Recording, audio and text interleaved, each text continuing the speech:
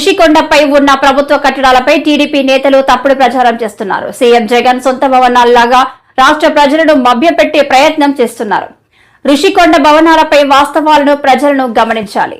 ఋషికొండ భవనాలపై దుష్ప్రచారం తగదు. అమర్నాథ్ జగన్ ప్రభుత్వం ఋషికొండపై నిర్మించిన ప్రభుత్వ భవనాలపై దుష్ప్రచారం తగదని మాజీ మంత్రి గుడివాడ అమర్నాథ్ అన్నారు. సోమవారం నగరంలో నిర్వహించిన విలేకరుల సమావేశంలో ఆయన మాట్లాడారు. ప్రభుత్వ అవసరాల కోసం జగన్ ప్రభుత్వం ఈ భవనాలను నిర్మించిందని వివరించారు. ఈ భవనాలు జగన్మోహన్ రెడ్డి సొంత భవనాలుగా టీడీపీ నాయకులు ప్రచారం చేయడం తగదన్నారు. నగరానికి ప్రముఖులు వచ్చినప్పుడు ఆ భవనాలు ఎంతగానో ఉపయోగపడతాయని సూచించారు. చేసినటువంటి ప్రచారం తర్వాత జరిగినటువంటి దుష్ప్రచారం ఇవన్నీ కూడా ఒక్కసారి ప్రజల్ని ఆలోచన చేయమని చెప్పి కోరుతా ఉన్నాం. ఋషికొండ మీద గడిచినటువంటి 3-4 సంవత్సరాలుగా ఏ రకంగా దుష్ప్రచారం చేస్తూ ఉన్నారో, దాని మీద ఎన్ని రకాలుగా అడ్డంకులు సృష్టించాలనేటువంటి కార్యక్రమాలు చేశారు అనేటువంటిది మనం అనేక సందర్భాలు చూసాం. అనేక కోర్టులకు వెళ్ళారు, అనేక పర్యావరణానికి సంబంధించినటువంటి కేసులు వేశారు. వీటినన్నిటినీ కూడా అధిగమించి ప్రభుత్వం చేపట్టేటువంటి కార్యక్రమాలని, ప్రభుత్వం చేపట్టేటువంటి నిర్మాణాలని పూర్తి చేసేటువంటి కార్యక్రమం చేసి దాదాపు 4-5 నెలల క్రితం వాటిని ముహూర్తానికి సంబంధించి మంచి రోజు అని చెప్పి వాటిని ప్రారంభించేటువంటి కార్యక్రమాన్ని కూడా ఆ రోజు మేము చేయడం జరిగింది. అయితే ఇప్పుడు చేస్తున్నటువంటి దుష్ప్రచారం అంతా కూడా అదేవో సొంత భవనాల్లాగా.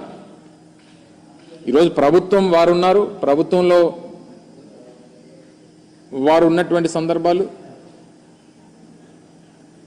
ప్రభుత్వం దాన్ని ఏ రకంగా ఉపయోగించుకోవాలనేటువంటిది చూడడం మానేసి రేపు రానటువంటి కాలంలో రాష్ట్రపతితో లేకపోతే గవర్నర్ గారో లేకపోతే ఇతర పెద్దలో వచ్చినప్పుడు దాన్ని ఏ రకంగా ఉపయోగించుకోవాలి అనేటువంటిది చూడడం మానేసి దాన్ని ఇంకా జగన్మోహన్ రెడ్డి గారు ఇల్లులాగే చిత్రీకరించేటువంటి ప్రయత్నం చేయడం అనేటువంటిది సమంజసం కాదు. దాన్ని తీవ్రంగా ఖండిస్తా ఉన్నాం. ముఖ్యంగా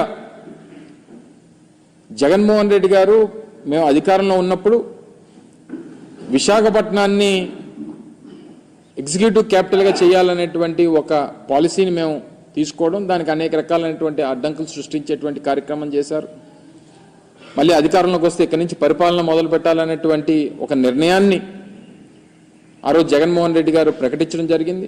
సరే, ఎన్నికల్లో వచ్చినటువంటి ఫలితాలు దాన్ని ప్రజాస్వామ్యంగా అంగీకరించి వారికి అధికారం వచ్చింది.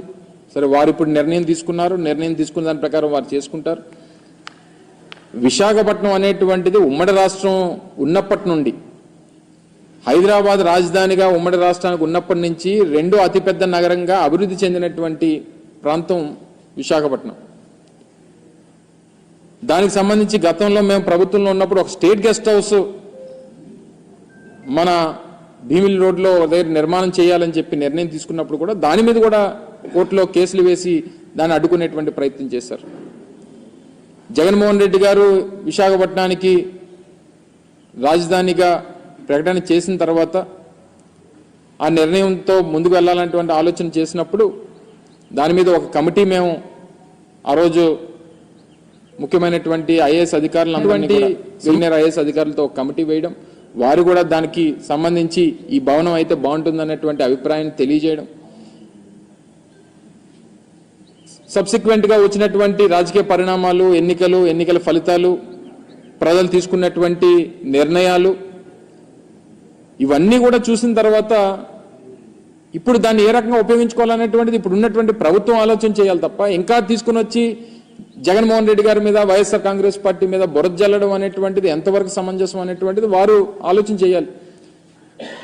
నేను కూడా మా పార్టీ తరఫున మాట్లాడాల్సి వస్తేనో, ప్రజల తరఫున మాట్లాడాల్సి వస్తేనో, ముఖ్యమంత్రి చంద్రబాబు నాయుడు గారు 2014 నుంచి 19 వరకు ఏ రకంగా ప్రభుత్వ ధనాన్ని ఈరోజు ప్రభుత్వానికి సంబంధించినటువంటి భవనాలు నిర్మిస్తేనో, ఒక డిపార్ట్మెంట్కి సంబంధించినటువంటి నిర్మాణాలు, శాశ్వత నిర్మాణాలు నిర్మిస్తే దీన్ని ఈరోజు ప్రజలకి తప్పుదోవ పట్టించేటువంటి ప్రయత్నం వారు చేస్తున్నటువంటి క్రమంలో చంద్రబాబు నాయుడు గారు 2014 నుంచి 19 వరకు ముఖ్యమంత్రిగా ఉన్నప్పుడు ఎంత ప్రభుత్వ ధనాన్ని దుర్వినియోగం చేశారనేటువంటిది కూడా మాట్లాడాల్సినటువంటి పరిస్థితి వస్తుంది.